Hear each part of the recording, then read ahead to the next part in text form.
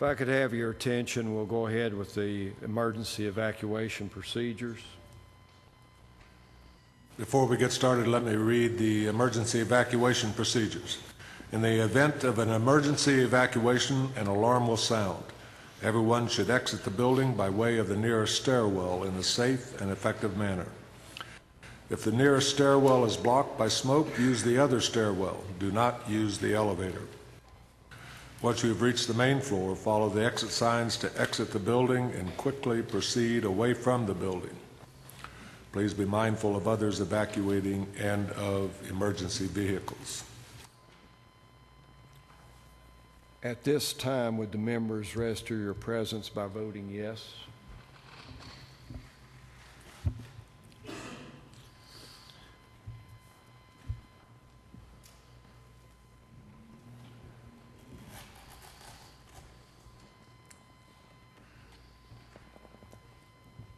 You have 17 present, 4 absent. You have a quorum. Thank you, Mr. Clerk. The Commission did cause to be published on July 23, 2014 in the newspaper of general circulation, Blount County, Tennessee, a notice of a public hearing to be held on this date at this location at this hour. The public hearing is now convened and open to hear all oral testimony and comment concerning a resolution to amend the zoning resolution of Blount County, Tennessee, adding new requirements for commercial campgrounds and recreational parks, vehicle parks, and allowing such as special exception with specific limitations in the R1 Rural District 1 and R2 Rural District 2 zones, and applying the same requirements in the S suburbanizing zone. At this time, the chair will recognize anyone who wishes to speak. You'll come forward, please.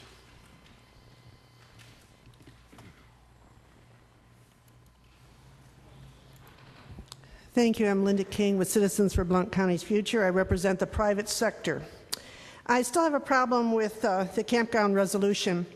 They're saying 60 consecutive days, which limits recreational vehicle site occupancy to that. It doesn't say anything about the camping cabins being also limited. With the 60 consecutive days, that's not a normal tourist. It's not a normal vacationer. They don't stay 60 days. Quite often when you find people staying that length of time in a trailer, in a park like that, you'll find drugs being dealt. And I think we should, if you're going to have a campground, totally do it for people who are vacationing. You talk about 18 feet of pavement. A lot of these roads don't have 18 feet, and when you speak 18 feet, that is really small when you're thinking of large trailers that are passing each other or coaches that drive the tourists. Also, what my big concern is that they mention in here there should be a design of entry drive at the intersection and a provision for deceleration lane if necessary. We're talking about infrastructure here. Who pays for the infrastructure? If there's going to be turning lanes set up or entry drives set up, who's going to pay for that? Is it going to come back on the taxpayers again like it usually does? I think that any business that decides to open should take infrastructure cost and be made to pay for that, not the taxpayers. Thank you.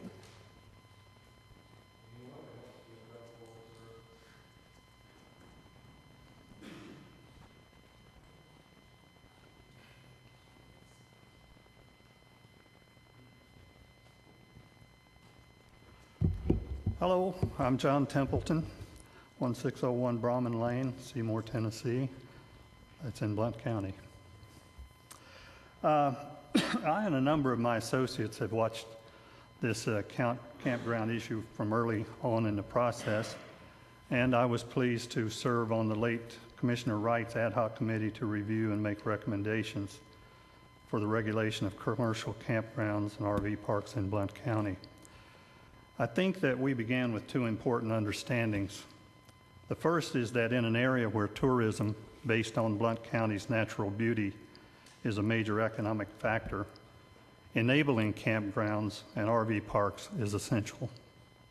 Second, if this type of commercial activity were not carefully defined and regulated, some messy situations could result. A commercial campground is, after all, a type of high-density residency presenting issues of size, location, sewerage and sanitary services, fire protection, density, lighting, among other issues. There was disagreement and discussion on all of these matters, but I think the results speak for themselves. With the leadership of the Planning Department and the Planning Commission, we have here a resolution that is comprehensive and thoughtful, one that I think the community will support, and I look forward to its approval. Thank you.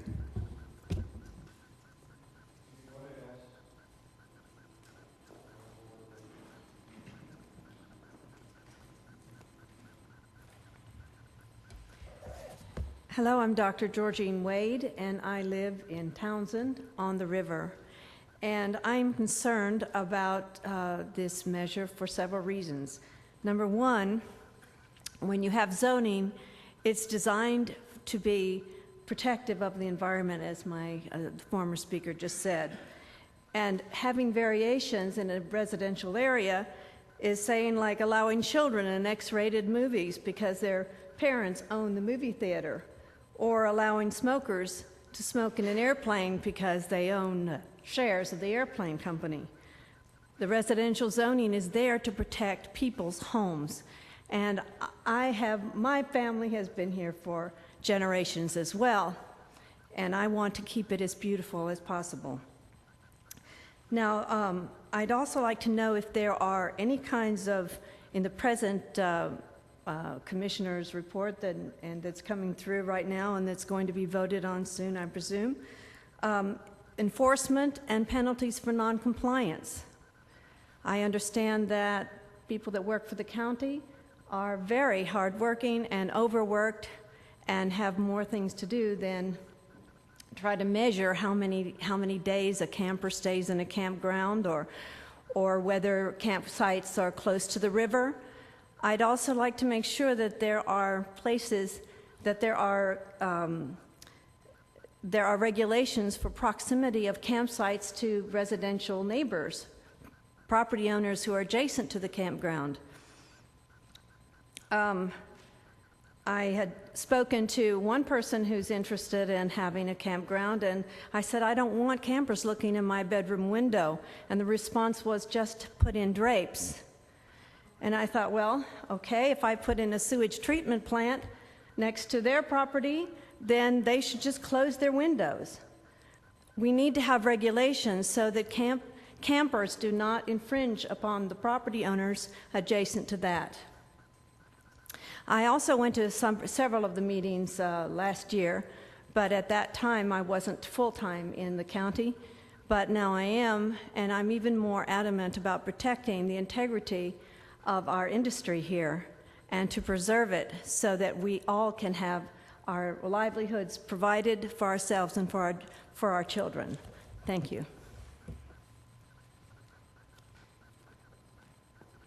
Anyone else? Sir, if you'll come forward.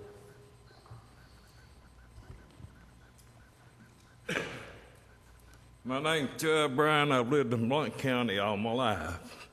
And we've got an opportunity to help the county financially with the campgrounds. We have motorcycles from all over the world that come and enjoy our mountains. We have no place for them to stay on this side of the mountain if they want to camp. You know, a lot of people think campers are thugs. You know, I got a neighbor that's got a camper that's $800,000. You know, I don't consider him a thug. But there's no place. He rides a motorcycle. There's no place he can go camp and ride his motorcycle. I think it would be a great asset to Blount County. You know, I had 3 guys come in last week from Iowa just to enjoy our scenery. They rode for about 3 days, 4 days, and they went back. But you know, if you go across the state line, the city of Robbinsville has built 3 motels to take care of the bikers. You know, Fontana Village, that's what they concentrate on. But on this side of the mountain, you know, and I really don't understand why. You know, it's up to you people to make the decision. Is it good for Blount County or is it not? I think you.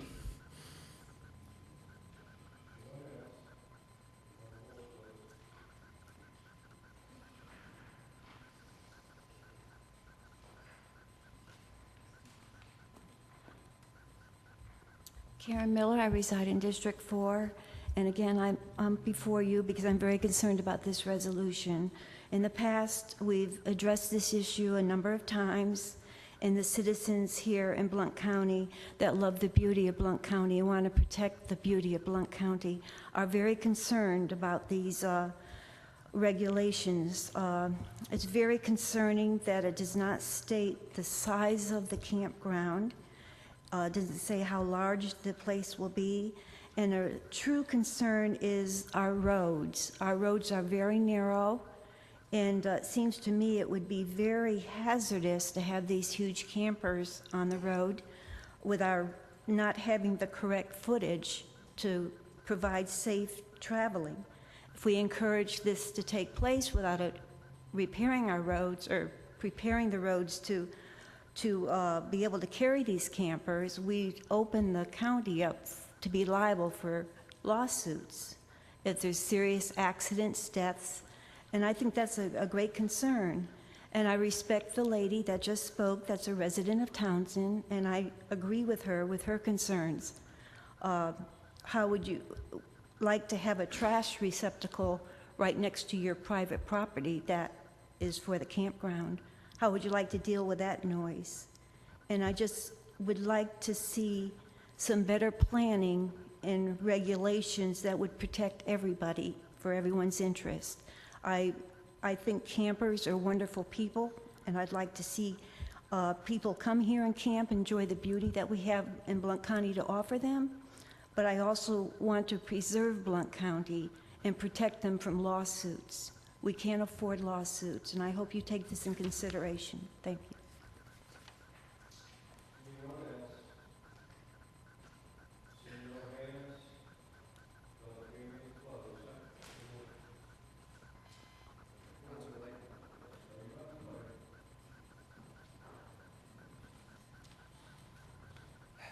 My name is Greg Johnson with Big Meadow Family Campground. I just have a question. Is this for pre-existing businesses or new businesses? Are you going to implement these rules on the existing businesses or new businesses?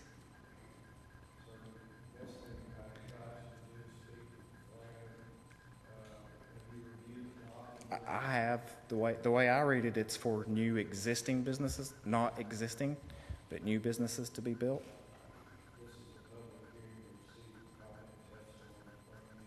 Okay.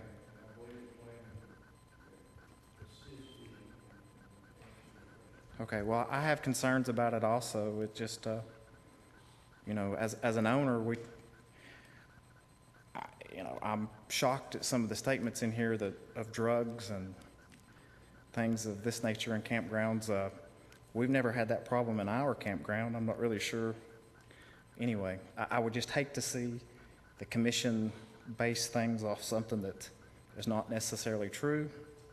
This is pretty scary stuff for somebody that owns a very nice, reputable business. It's kind of scary. So I guess I've said what I can say about it. So thank you.